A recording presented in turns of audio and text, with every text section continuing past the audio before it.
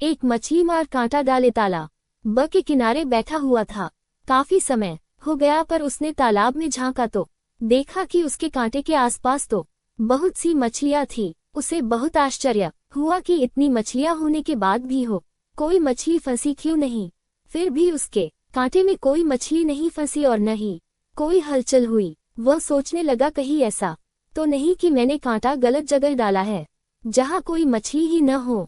एक राहगीर ने जब यह नजारा देखा तो उसने मछली मार से कहा, लगता है भैया आप यहाँ पर मछली पकने के लिए बहुत दिनों बाद आए हैं। भैया क्या आपको नहीं पता कि अब इस तालाब की मछलियाँ कांटे में नहीं फंसती। मछली मार ने बड़ी हैरानी के साथ पूछा, क्यों, ऐसा क्या है इस तालाब में।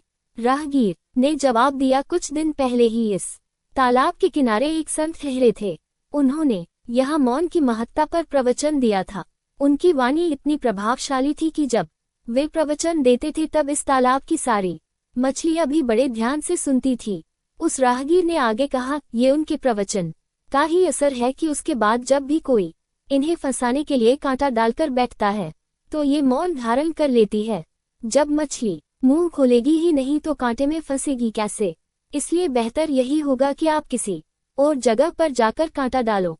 ईश्वर ने हर इंसान को 2 आंखें, 2 कान, 2 नासिका, हर इंद्रिया दो दी है, पर जीभ एक ही दी। इसका क्या कारण रहा होंगे? क्योंकि यह एक ही अनेकों भयंकर परिस्थितियां पैदा करने के लिए पर्याप्त है। संत ने कितनी सही बात कही कि जब खोलोगे ही नहीं तो फंसोगे कैसे।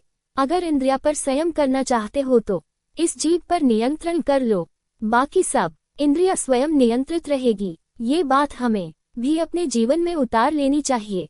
जिस व्यक्ति का व्यक्तित्व जितना गंभीर गुणों से भरपूर होता है उसकी वाणी में उतनी ही विनम्रता होती है। विनम्रता पूर्वक व्यवहार हमारे चरित्र को ऊंचा बनाता है, समाज में सम्मान दिलाता है। कई बार न बोलना भी उचित होता है।